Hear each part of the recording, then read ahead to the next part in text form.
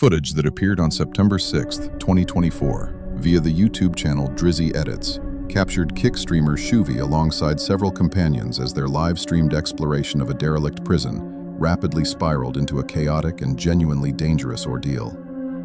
Initially framed as a routine urban exploration broadcast, the mood shifted dramatically the moment the group grasped just how vast and sensitive the site truly was. Rather than retreating, they pressed even deeper into the decaying complex. Their attempt to gain full entry, however, triggered immediate trouble. A helicopter began circling overhead, scanning the terrain below with its spotlight. And within minutes, police officers accompanied by search dogs had converged on the area, trapping the group inside a nightmare that was escalating by the second.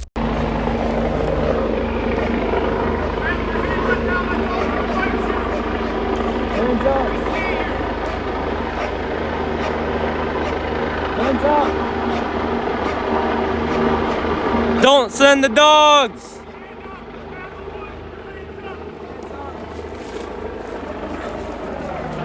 Don't shoot! Don't shoot, cuz! Don't shoot, Jit.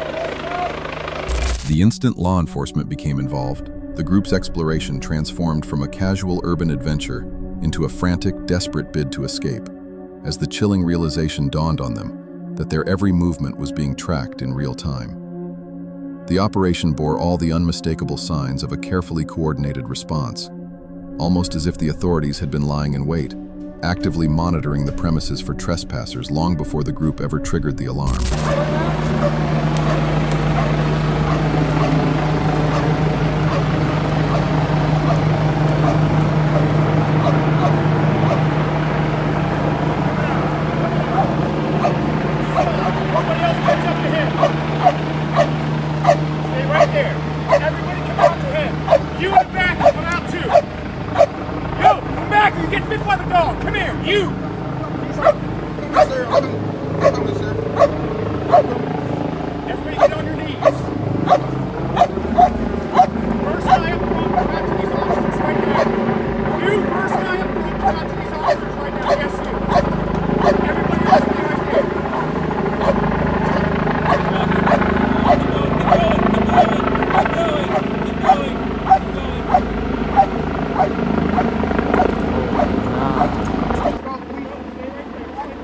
Shouts echoed through the corridors, flashlight beams cut across the walls, and the distant barking of search dogs grew steadily closer as the group scattered in panic, scrambling through decaying hallways and climbing fences in a chaotic attempt to slip away into the surrounding darkness.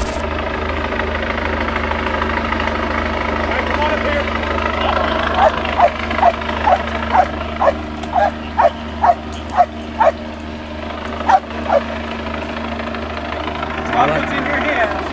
You're gonna get it. Can I put it in my pocket? Yeah, drop it on the floor. Can I put it in my pocket? Yeah, drop it on the floor.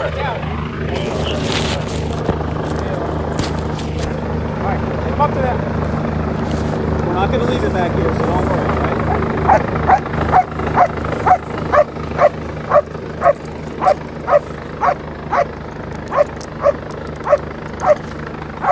Ultimately, the entire group were arrested, which completely and dramatically killed the broadcast, turning what had been a simple exploration into a serious, real legal predicament for them.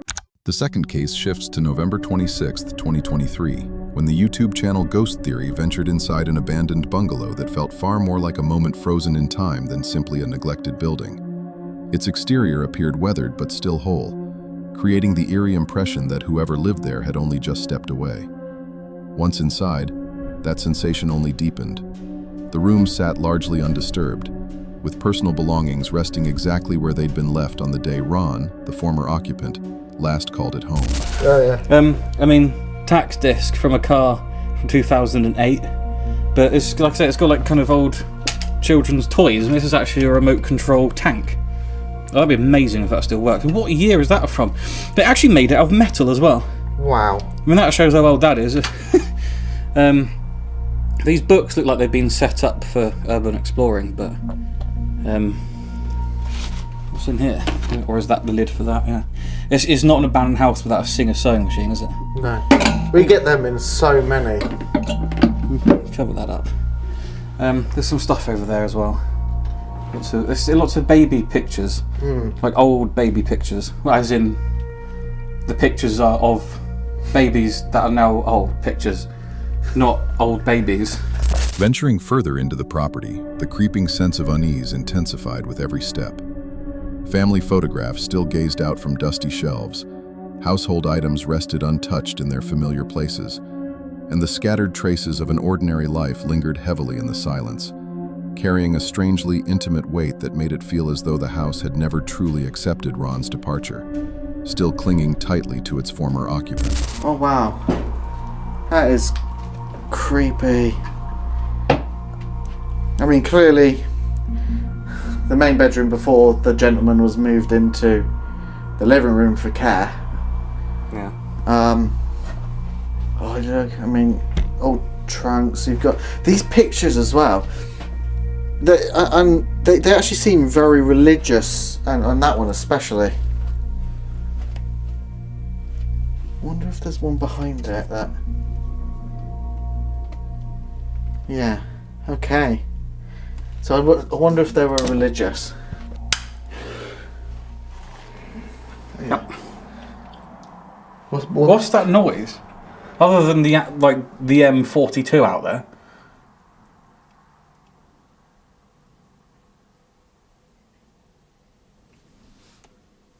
Can you hear that? Yeah. Yeah. Hoping to capture evidence of paranormal activity, the team revived an experiment they hadn't attempted in years, positioning multiple cameras throughout the house and deliberately leaving them running in complete isolation. They then retreated into the cold night air, their goal straightforward: strip away all human presence and give the silent rooms every opportunity to reveal whatever secrets they might be concealing.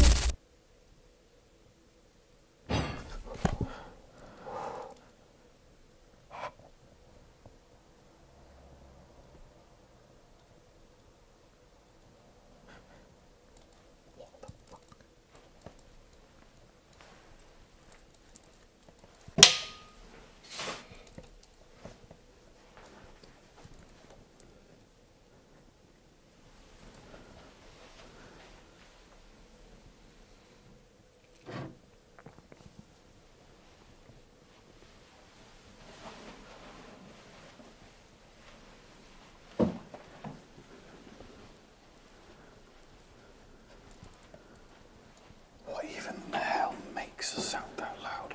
That isn't something living. There's definitely not anybody here as well. No, we know there's no one here.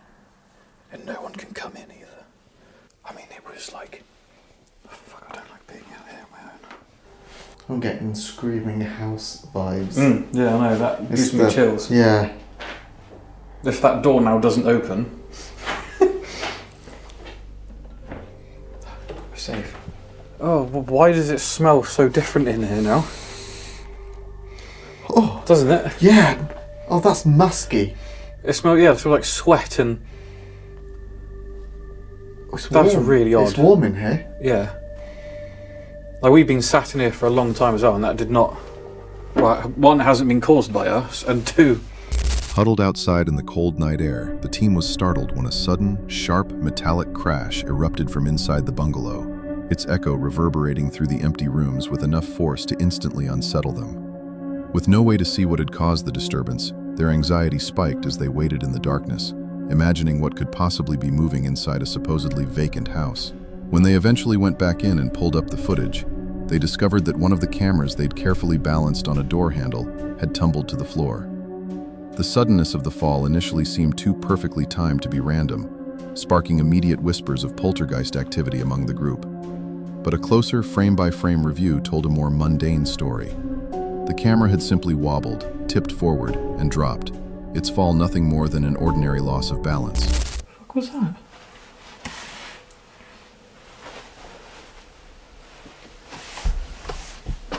Sounds like...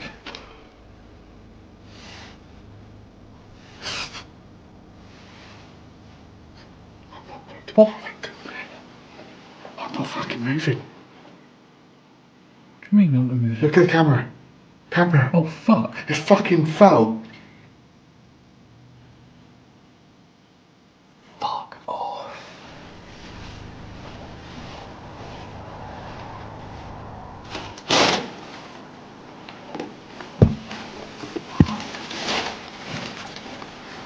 Still recording.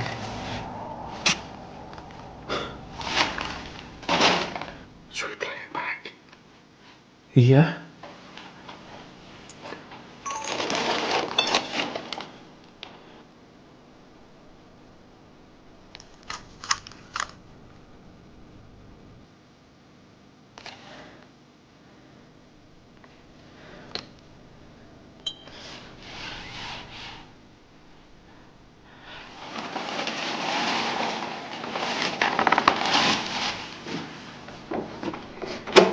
Right, okay, let's just show what that was on. Right, it's not exactly the steadiest thing on earth. Okay, but that's been in here for an hour. Upon closer inspection, a far more grounded explanation began to take shape. The camera had been positioned in an unstable manner right from the start, making its eventual tumble a simple matter of physics rather than anything supernatural. While the team largely attributed the odd atmosphere to the bungalow's age, what truly lingered as both strange and unsettling was the fact that the abandoned building still had live electricity and a freezer that continued humming along as if nothing had changed.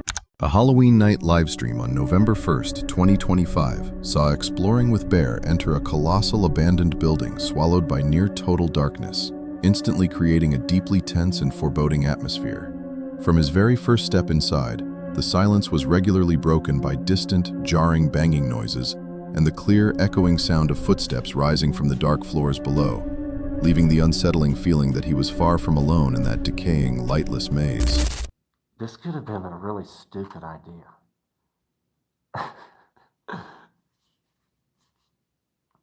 Sometimes I have some stupid ideas. This might be one of them. Let me turn you guys around for a minute. I brought, you know that creepy baby doll? I brought it here. Oh, what was that? What was that?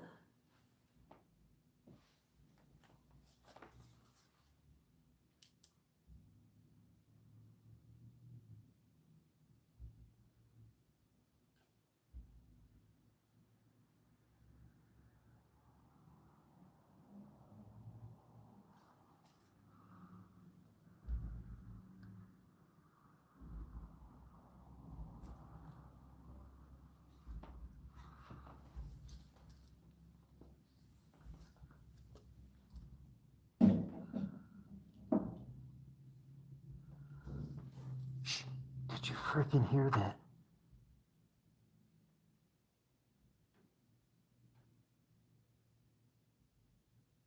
That was underneath us.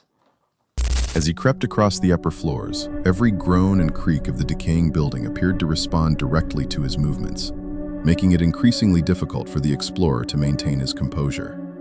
The deeper he ventured, the more oppressive the atmosphere grew, pressing in from all sides. During a spirit box session, a distorted, crackling voice suddenly cut through the static, seeming to ask, "Are you recording?"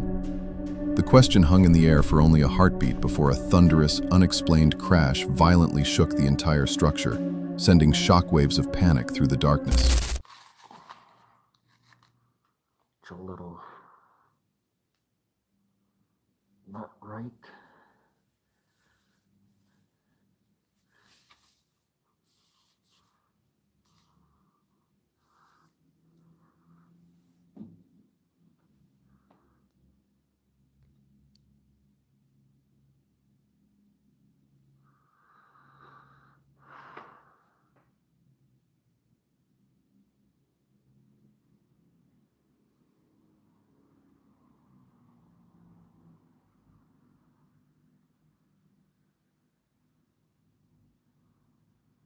That's one of the things I'm scared. Are you recording? Are you recording? Of course I'm recording.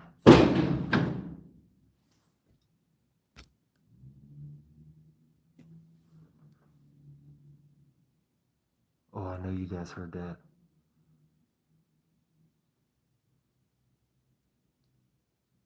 Something just fell over there.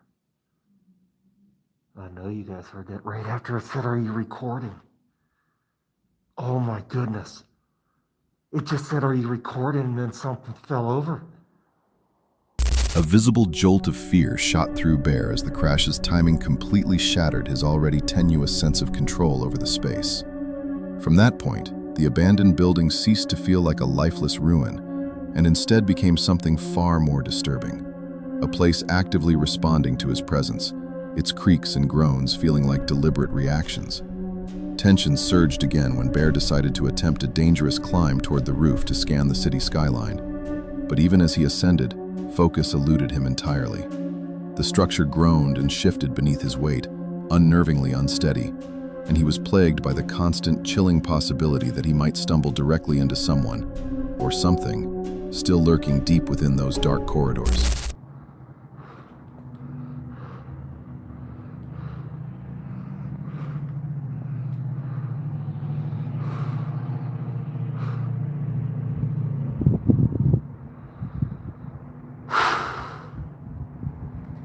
Yeah, deep breath. Yeah.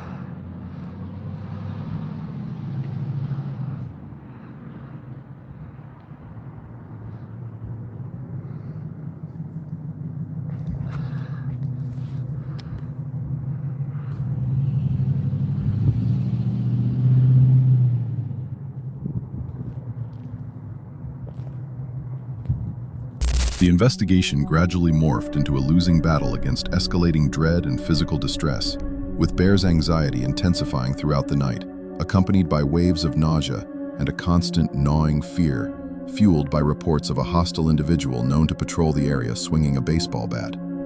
That peripheral dread melded with the escalating chaos unfolding within the building, swelling until the entire experience became nearly unbearable.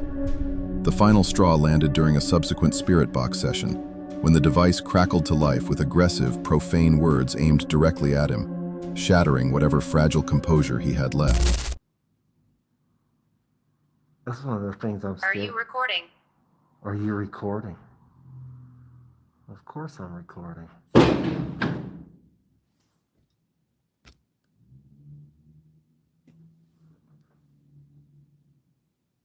Oh, I know you guys heard that.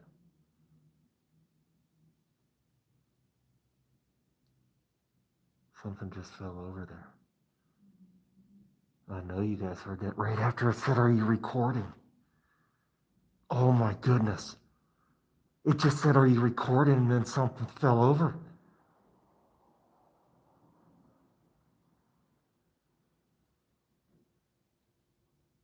Oh, I got a billion chills right now. Oh, my Open. goodness. What did that just say? Open. Oh, I don't want nothing open. I don't want nothing open. I wasn't trying to open nothing.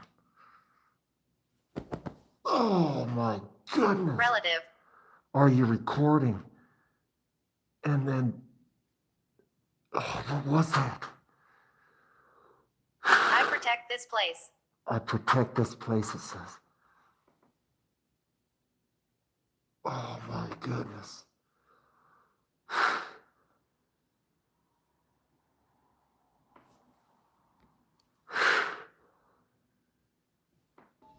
And Brandon leaking crap in his pants. And look at what it said.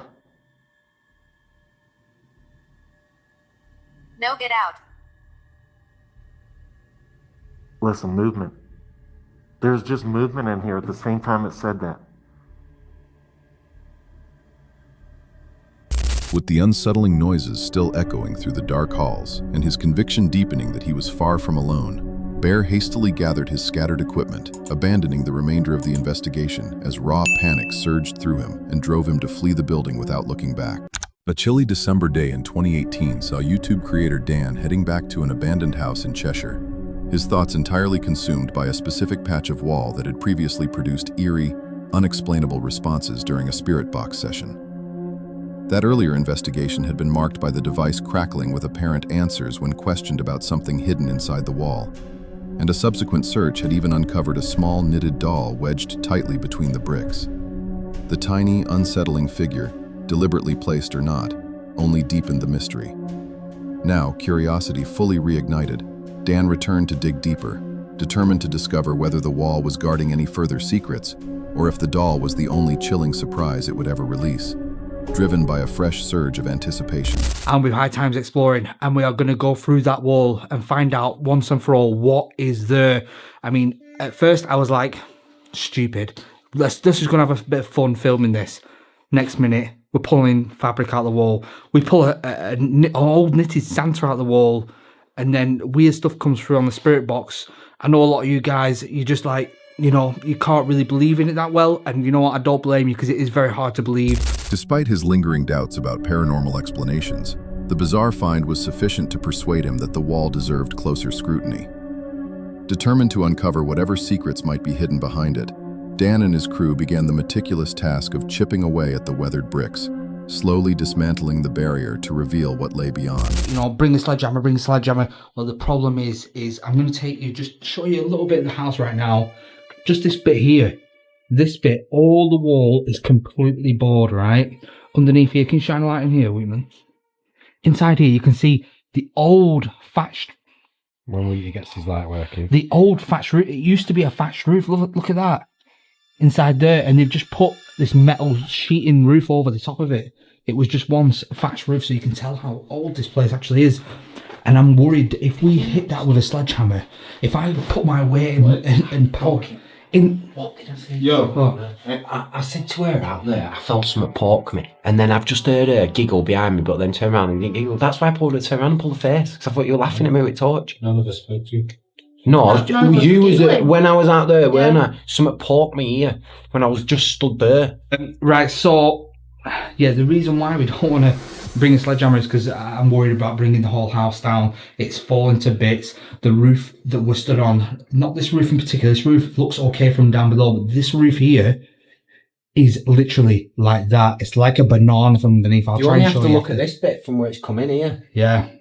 Due to the building's advanced age and its dangerously unstable condition, they worked slowly and carefully to avoid damaging the structure or causing part of the wall to collapse. After several minutes of steady effort, the bricks finally began to loosen.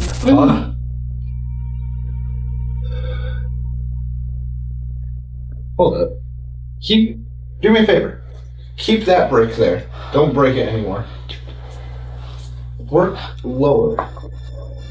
And we can reach in through a hole from that bottom bit. From here? Yeah, from here lower. So we'll take out some of these ones. If you can, take out probably a brick here and the brick behind it. No thanks. Fucking hell, shit me up. Holy Andrew. I hope that got a time-lapse picture of you jumping then. Holy shit. So a little bit. Well, that side of the house is starting to fold in on us. I'm shitting you not, I am just going, woo, I know it's that calling for me.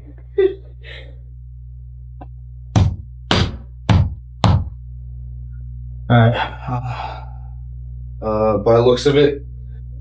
Working slowly and carefully to avoid collapse, they pulled the bricks away one by one, and a strange, unpleasant smell began to seep from the dark opening. At first just a faint hint, but the odor quickly intensified, filling the space with an unsettling stench. What? Dude! What? Dude! You know, the roof's gonna fall down. Fuck, give me this. What? What? Wait. Don't touch that. This is now a crime scene. What the f is it? Look! Oh shit, no, that's a bone. 100%, 100%. Wow. No, ring the police, right? That's it. No fun and games anymore. What the f? I knocked everything over. No, you have to ring the police now. Yeah. Honestly. Okay. You have to, you have to take your memory cards out, because trust me, they'll take everything. You need to take your memory cards out, take everything out. Alright. Ring them now, Olivia. Dude. Just let me get one. Oh, shit. Let me get one quick look at that. 1 sec. As they persisted in clearing the remaining debris from the dark cavity, an unexpected and deeply disturbing find stopped them cold. There, half buried in the dust and scattered fragments, was what looked unmistakably like a long human bone, with a knuckle still eerily attached to its joint. Just don't touch it. Don't touch it. Alright, this is a crime scene. One look. Is this for real right now? Is this for freaking real right now? It's 100%. It's a massive bone. It's like something from an arm or leg. Olivia. We need to go downstairs now. Who do we call? 999? 999, yeah. Without a doubt, let me grab my shit. Oh, for sake. Wait, just turn the lights out. I didn't. Hold on. There. Just keep the lights on. Right, let's just get downstairs calmly, ring the police, and then that's that. They're going to turn it into a crime scene and everything, honestly. The whole place is going to be cordoned off. Shit, I'm not... Just call.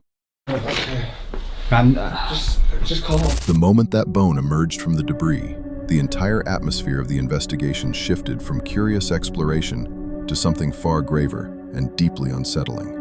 Grasping the serious potential implications of what they might have uncovered, Dan made the immediate decision to halt all further digging right there. Abandoning any thoughts of continuing, he placed an urgent, grim call to the police, reporting that his team had likely stumbled upon human remains concealed within the wall of the derelict property, and then waited in the heavy silence for the authorities to arrive and take over the nightmare they had unwittingly unearthed. I don't know if you meant to ring 999 when you find bones.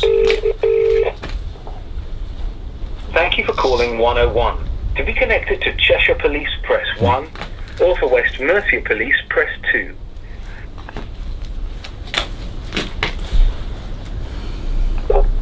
Never had to do this before.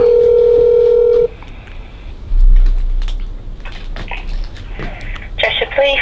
Hi, my name's Dan. I'm an urban explorer and I'm currently in an abandoned property and we think we've found human remains. Sorry, you keep breaking up. I do apologise. Please.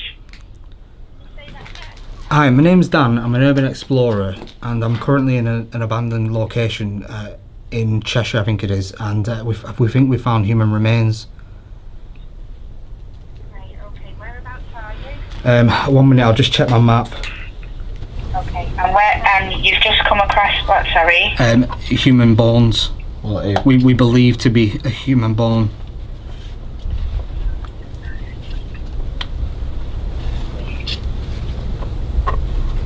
In a matter of minutes, the gravity of their find escalated sharply as law enforcement descended on the scene, promptly cordoning off the abandoned property and treating it as a potential crime scene. Standing outside in the cold while they waited for the officers to complete their initial sweep, Dan found himself replaying the grim discovery in his head, still struggling to process just how unexpectedly dark the situation had become. Turning to his viewers, he made a firm promise to keep everyone informed as the official investigation moved forward, and forensic experts worked to definitively identify exactly what lay hidden behind that crumbling wall. The fifth case unfolds on June 20th, 2020, as urban explorer Dave heads to Kirkby to investigate a mansion he presumed abandoned, another forgotten location for his collection. Known for seeking out hidden spots, he expected a routine exploration. Yet the outing veered sharply into something far stranger than he could have imagined, leaving him with a disorienting and inexplicable experience. I've just done my phone up, I'm going to put it up again here, but I'll take a little walk around. I'm going to keep my eye on my bags that are there for now. But let's go and have a little wander. Swing shots. Okay, can't go in it unfortunately because it's an active church. I thought that was some fella living over there at the balloon.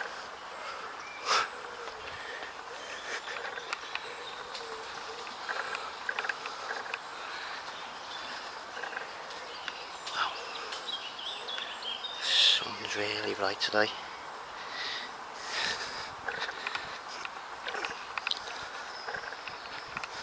Yeah, the first church that was here was actually in the Doomsday Book. I was reading before it came out.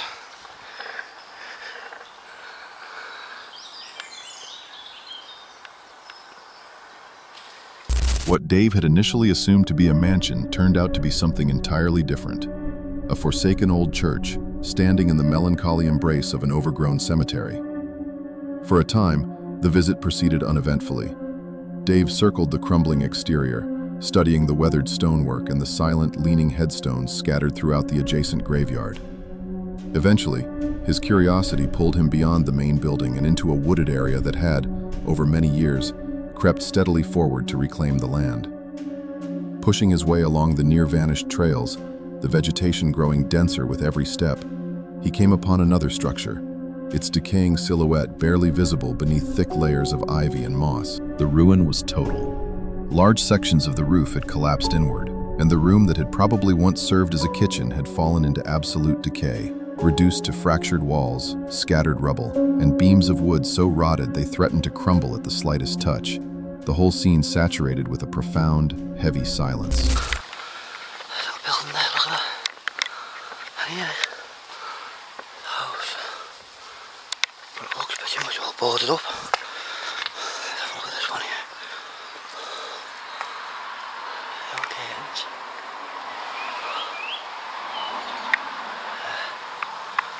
Keep the caravan. There's a path there that leads round to where I'm going. Have a little look in here.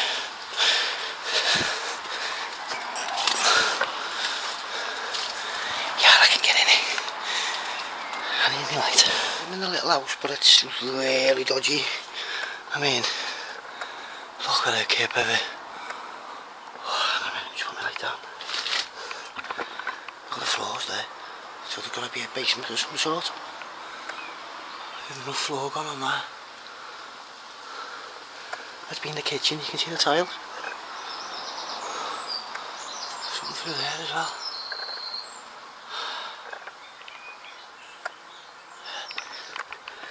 So, let's have a little look here.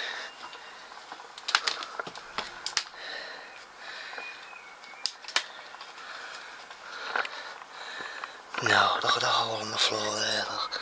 You just... I don't know.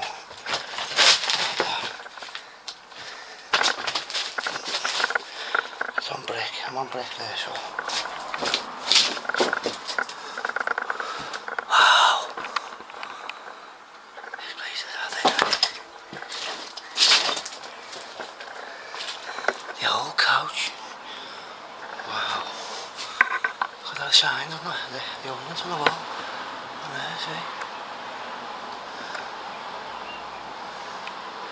Oh, that isn't the corner there. There's no going upstairs. Moving deeper into the decaying structure, Dave captured footage of just how severely the interior had deteriorated, with sections of the flooring having collapsed entirely to reveal treacherous holes gaping beneath. The space that might have once been a sitting room now lay in complete ruin, stripped of any recognizable purpose and left to rot. Every footstep demanded extreme caution, as the whole building appeared fragile and ready to buckle without warning. Under normal circumstances, a place in such advanced decay would have been more than enough justification to turn around and leave immediately. In the fireplace.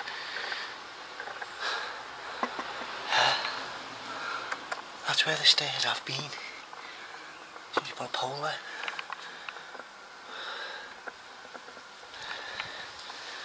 Right, let's have a little look.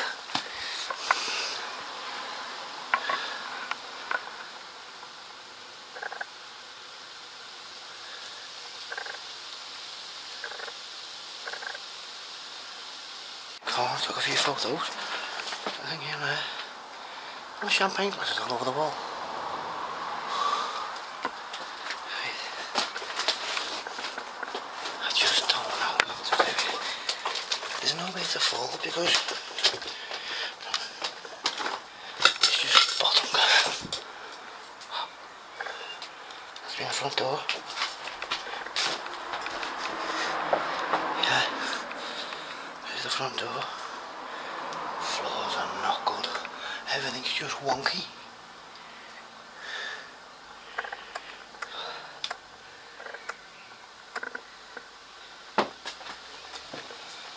Spurred by subtle indications that someone had recently entered the building, Dave chose to push on with his investigation. He picked his way cautiously across the unstable flooring and through the disintegrating rooms, completing his sweep before finally emerging back into the open air. Once back outside, he headed down a thin, overgrown trail winding away from the church, and it was there, along that secluded bush path, that the whole situation took a sharp, alarming turn. Let's do it. See where we go. You can't get in there. It's just overgrown, the entrance. There seems to be a well-trodden path.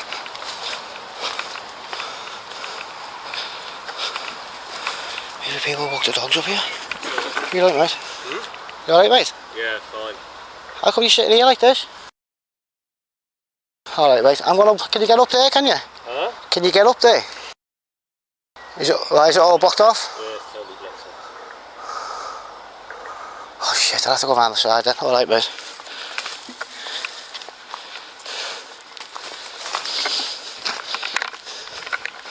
Rounding a bend in the narrow bush trail, Dave was abruptly confronted by a startling and deeply bizarre scene. A man seated completely alone on a chair in the middle of the thick undergrowth, wearing almost nothing at all. The sheer oddity of the sight prompted Dave to instantly blurt out the first question that leapt to his mind, asking whether the stranger was okay. When no coherent explanation came back and the entire situation remained utterly unclear, Dave hastily retreated and put distance between himself and the unsettling encounter. Yet the sheer strangeness of what he had witnessed gnawed at him, and within barely minutes, overpowering curiosity drove him to turn around and head straight back to that same secluded spot. There's a fella sitting around there on the stool, no clothes on. What's he doing? Did you see him, mate? You got all the footage? Sitting over there with no clothes on. Never.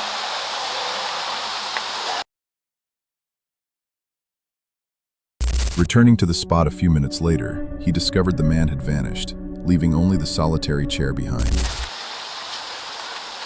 How can I get into that puppy?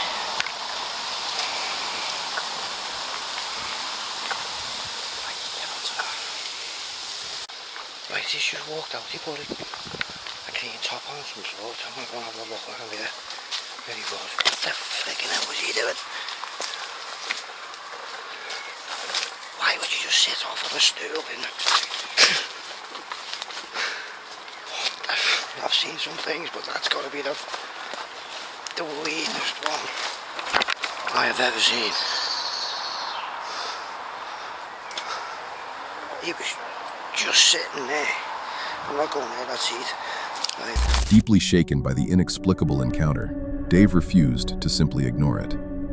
Acting in a way most urban explorers would never consider, he contacted the police and handed over the footage he had captured during that unsettling moment, driven by genuine concern over what he had witnessed. A routine investigation of an abandoned property had suddenly morphed into an official report of a bizarre, mysterious confrontation deep in the woods.